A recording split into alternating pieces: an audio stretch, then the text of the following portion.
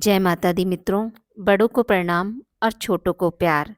आज मैं आपको संतोषी माता व्रत कथा सुनाने जा रही हूँ। मन को शांत और कथा को धैर्य से सुने। कथा को पूरा सुनने से उसका पूर्ण फल मिलता है। चलिए शुरू करते हैं। एक बुढ़िया थी, उसके 7 बेटे थे। 6 कमाने वाले थे, जबकि एक निकम्मा था। बुढ़िया 6 बेटों की रसोई बनाती, भोजन कराती और उनसे जो कुछ झूठन बचती वह 7वें को दे देती। एक दिन वह पत्नी से बोला, देखो मेरी माँ को मुझ पर कितना प्रेम है। वह बोली, क्यों नहीं, सबका झूठा जो तुमको खिलाती हैं। वह बोला, ऐसा नहीं हो सकता, मैं जब तक आंखों से ना देख लूं मान नहीं सकता। बहू हंसकर बोली, देख लोगे तब तो मानोगे। कुछ दिन बाद त्योहार आया। घर में 7 प्रकार के भोजन और चूरमे के लड्डू बने। वह जांचने को सिर दुखने का बहाना कर पतला वस्त्र सिर पर ओढ़े रसोई घर में सो गया। वह कपड़े में से सब देखता रहा। 6 भाई भोजन करने आए। उसने देखा माँ ने उनके लिए सुंदर आसन बिछा नाना प्रकार की रसोई परोसी और आग्रह करके उन्हें जमाया। वह देखता रहा। 6 भाई भोजन करके उठे। तब माँ ने उनकी झूठी थालियों से लड्डुओं के टुकड़े उठाकर एक लड्डू बनाया। जूठन साफ कर बुढ़िया माँ ने उसे पुकारा, बेटा 6 भाई भोजन करके गए, अब तू ही बाकी है, उठ, तू कब खाएगा। वह कहने लगा, माँ मुझे भोजन नहीं करना, मैं अब परदेश जा रहा हूँ। माँ ने कहा, कल जाता हो तो आज चला जा। वह बोला, आज ही जा रहा हूँ। यह कहकर वह घर से निकल गया। चलते समय पत्नी की याद आ गई। वह गौशाला में कंडे यानी उपले थाप रही थी। वहां जाकर बोला, हम जावे परदेस आवेंगे कुछ काल, तुम रहियो संतोष से धर्म अपनो पाल। वह बोली, जाओ पिया आनंद से, हमरो सोच हटाए, राम भरोसे हम रहें, ईश्वर तुम्हें सहाय। 2 निशानी आपन देख, धरु में धीर, सुधीमती हमारी बिसराइयो, रखियो मन गंभीर। वह बोला, मेरे पास तो कुछ नहीं, यह अंगूठी है सो ले और अपनी कुछ निशानी मुझे दे। वह बोली, मेरे पास क्या है, यह गोबर भरा हाथ है। यह कहकर उसकी पीठ पर गोबर के हाथ की थाप मार दी। वह चल दिया। चलते चलते दूर देश पहुंचा। वहां एक साहूकार की दुकान थी। वहां जाकर कहने लगा, भाई मुझे कोई नौकरी पर रख लो। साहूकार को जरूरत थी, बोला रह जा। लड़के ने पूछा, तनख्वाह क्या दोगे। साहूकार ने कहा, काम देखकर दाम मिलेगा। साहूकार की नौकरी मिली। वह सुबह 7 बजे से 10 बजे तक नौकरी बजाने लगा।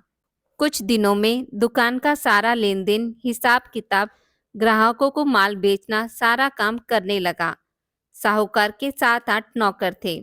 वे सब चक्कर खाने लगे। यह तो बहुत होशियार बन गया। सेठ ने भी काम देखा और 3 महीने में ही उसे आधे मुनाफे का हिस्सेदार बना लिया। वह कुछ वर्ष में ही नामी सेठ बन गया और मालिक सारा कारोबार उस पर छोड़कर चला गया। इधर उसकी पत्नी को सास ससुर दुख देने लगे। सारी गृहस्थी का काम करा के उसे लकड़ी लेने जंगल में भेजते। इस बीच घर के आटे से जो भूसी निकलती उसकी रोटी बनाकर रख दी जाती और फूटे नारियल की नारियली में पानी। एक दिन वह लकड़ी लेने जा रही थी। रास्ते में बहुत सी स्त्रियां संतोषी माता का व्रत करती दिखाई दी। वह वहां खड़ी होकर कथा सुनने लगी और पूछा, बहनों तुम किस देवता का पूजन करती हो और उसके करने से क्या फल मिलता है। यदि तुम इस व्रत का विधान मुझे समझाकर कहोगे तो मैं तुम्हारा बड़ा एहसान मानूंगी। तब उनमें से एक स्त्री बोली, सुनो, यह संतोषी माता का व्रत है। इसके करने से निर्धनता दरिद्रता का नाश होता है और जो कुछ मन में कामना हो सब संतोषी माता की कृपा से पूरी होती है। तब उसने उससे व्रत की विधि पूछी। वह भक्तिनी स्त्री बोली, 1.25 आने का गुड़ चना लेना, इच्छा हो तो 5.25 आने का लेना या 1.25 का भी सहूलियत के अनुसार लाना। बिना परेशानी और श्रद्धा व प्रेम से जितना भी बन पड़े सवाया लेना। प्रत्येक शुक्रवार को निराहा रहकर कथा सुनना। इसके बीच क्रम टूटे नहीं। लगातार नियम पालन करना। सुनने वाला कोई ना मिले तो घी का दीपक जला उसके आगे या जल के पात्र को सामने रखकर कथा कहना। जब कार्य सिद्ध ना हो, नियम का पालन करना और कार्य सिद्ध हो जाने पर व्रत का उद्यापन करना। 3 मास में माता फल पूरा करती हैं। यदि किसी के ग्रह खोटे भी हों तो भी माता वर्ष भर में कार्य सिद्ध करती हैं। फल सिद्ध होने पर उद्यापन करना चाहिए, बीच में नहीं। उद्यापन में 2.5 सेर आटे का खाजा तथा इसी परिणाम से खीर तथा चने का साग करना। 8 लड़कों को भोजन कराना। जहाँ तक मिले देवर जेठ भाई बंधु के हों, ना मिले तो रिश्तेदारों और पड़ोसियों को बुलाना। उन्हें भोजन करा यथाशक्ति दक्षिणा दे। माता का नियम पूरा करना। उस दिन घर में खटाई न खाना। यह सुन बुढ़िया के लड़के की बहू चल दी।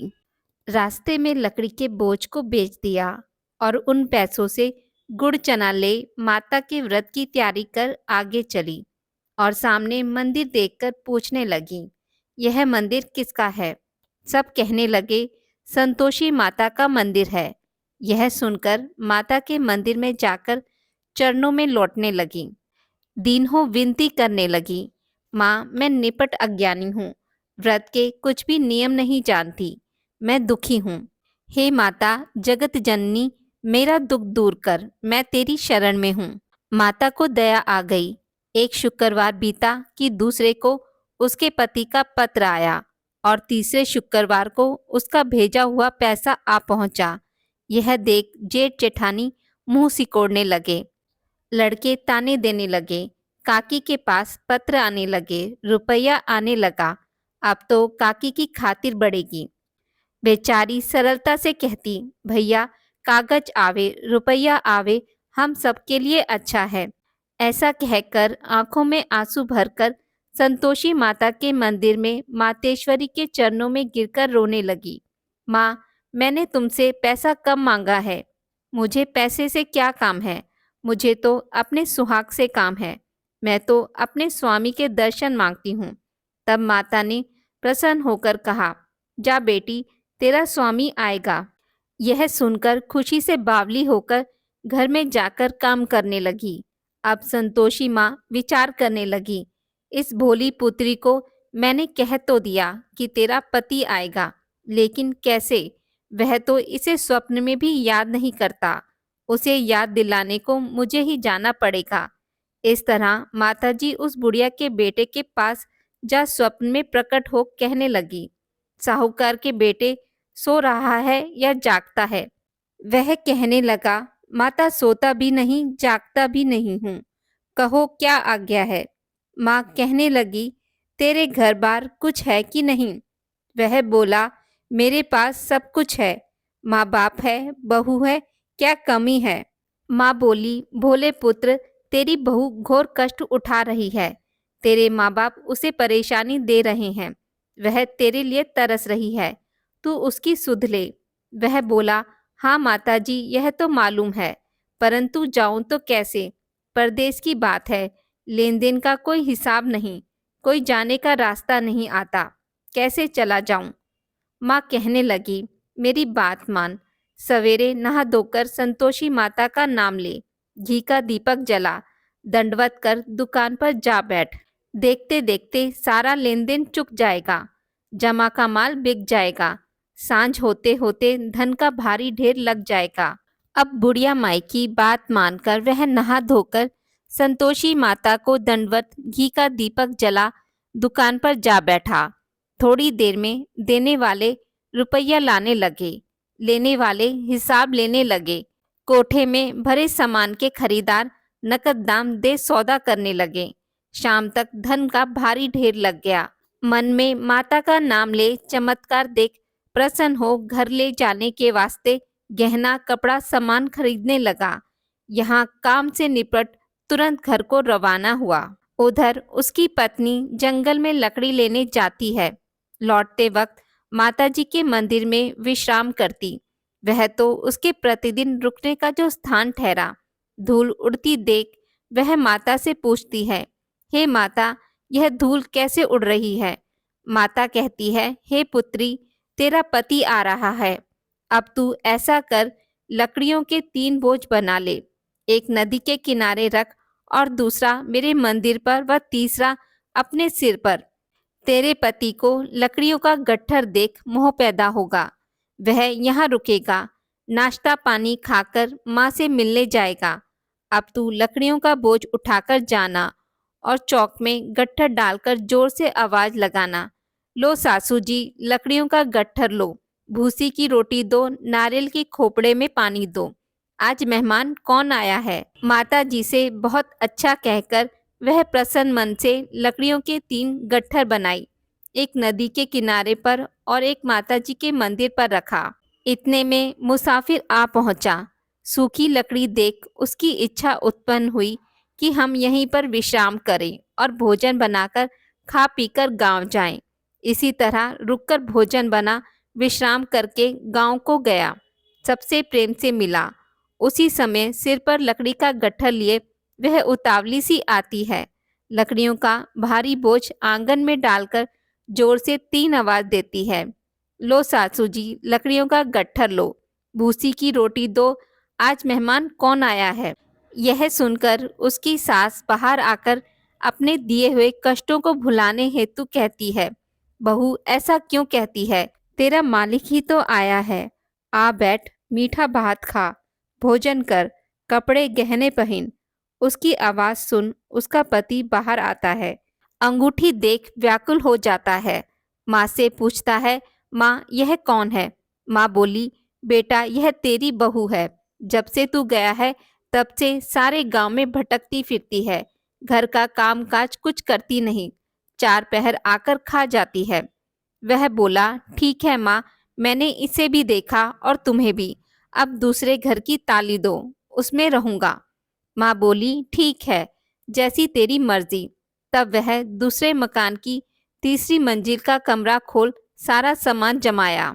एक दिन में राजा के महल जैसा ठाट बाट बन गया। अब क्या था, बहू सुख भोगने लगी। इतने में शुक्रवार आया। उसने पति से कहा, मुझे संतोषी माता के व्रत का उद्यापन करना है। पति बोला, खुशी से कर लो। वह उद्यापन की तैयारी करने लगी। जिठानी के लड़कों को भोजन के लिए कहने गई। उन्होंने मंजूर किया, परंतु पीछे से जेठानी ने अपने बच्चों को सिखाया, देखो भोजन के समय खटाई मांगना, जिससे उसका उद्यापन पूरा ना हो। लड़के जिमने आए, खीर खाना पेट भर खाया, परंतु बाद में खाते ही कहने लगे, हमें खटाई दो, खीर खाना हमको नहीं भाता, देखकर अरुचि होती है। वह कहने लगी, भाई खटाई किसी को नहीं दी जाएगी, यह तो संतोषी माता का प्रसाद है। लड़के उठ खड़े हुए, बोले, पैसा लाओ। भोली बहू कुछ जानती नहीं थी, उन्हें पैसे दे दिए। लड़के उसी समय हट करके इमली खटाई ले खाने लगे। यह देखकर बहू पर माताजी ने कोप किया। राजा के दूत उसके पति को पकड़कर ले गए। जेठ जेठानी मन माने वचन कहने लगे, लूट लूट कर धन इकट्ठा कर लाया है, अब सब मालूम पड़ जाएगा, जब जेल की मार खाएगा। बहू से यह सहन नहीं हुआ।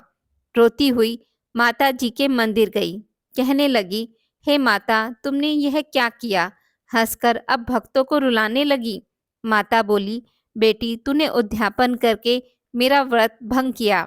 वह कहने लगी, माता मैंने कुछ अपराध किया है, मैंने तो भूल से लड़कों को पैसे दिए थे, मुझे क्षमा करो, मैं फिर से तुम्हारा उद्यापन करूंगी। माँ बोली, अब भूल मत करना। वह कहती है, अब भूल नहीं होगी, अब बतलावें वे कैसे आवेंगे। माँ बोली, जा पुत्री, तेरा पति तुझे रास्ते में आता मिलेगा। वह निकली, राह में पति आता मिला। वह पूछी, कहाँ गए थे।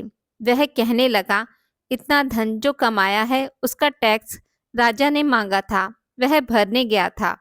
वह प्रसन्न हो बोली, भला हुआ, अब घर चलो। कुछ दिन बाद फिर शुक्रवार आया। वह बोली, मुझे फिर माता का उद्यापन करना है। पति ने कहा, करो। बहू फिर जेठ के लड़कों को भोजन को कहने गई। जेठानी ने 1-2 बातें सुनाई और सब लड़कों को सिखाने लगी, तुम सब लोग पहले ही खटाई मांगना। लड़के भोजन से पहले कहने लगे, हमें खीर नहीं खानी, हमारा जी बिगड़ता है, कुछ खटाई खाने को दो। वह बोली, खटाई किसी को नहीं मिलेगी, आना हो तो आओ। वह ब्राह्मण के लड़कों को लाकर भोजन कराने लगी। यथाशक्ति दक्षिणा की जगह एक एक फल उन्हें दिया। संतोषी माता प्रसन्न हुई। माता की कृपा होते ही 9वें मास में उसको चंद्रमा के समान सुंदर पुत्र प्राप्त हुआ। पुत्र को पाकर प्रतिदिन माता जी के मंदिर को जाने लगी। माँ ने सोचा, यह रोज आती है, आज क्यों ना इसके घर चलूं। यह विचार कर माता ने भयानक रूप बनाया। गुड़ चने से सना मुख, ऊपर सूंड के समान होठ, उस पर मक्खियां भिन भिन कर रही थी। टहली पर पैर रखते ही उसकी सास चिल्लाई, देखो रे, कोई चुड़ैल डाकिन चली आ रही है, लड़कों इसे भगाओ नहीं तो किसी को खा जाएगी। लड़के भगाने लगे, चिल्लाकर खिड़की बंद करने लगे। बहू रोशनदान में से देख रही थी। प्रसन्नता से पगली बन चिल्लाने लगी, आज मेरी माताजी मेरे घर आई हैं, वह बच्चे को दूध पीने से हटाती है। इतने में सास का क्रोध फट पड़ा। वह बोली, क्या उतावली हुई है, बच्चे को पटक दिया। इतने में माँ के प्रताप से लड़के ही लड़के नजर आने लगे। वह बोली, माँ, मैं जिसका व्रत करती हूँ यह संतोषी माता है। सबने माता जी के चरण पकड़ लिए और विनती कर कहने लगे, हे माता, हम मूर्ख हैं, अज्ञानी हैं, तुम्हारे व्रत की विधि हम नहीं जानते, व्रत भंग कर हमने बड़ा अपराध किया है, जगमाता आप हमारा अपराध क्षमा करो। इस प्रकार माता प्रसन्न हुई।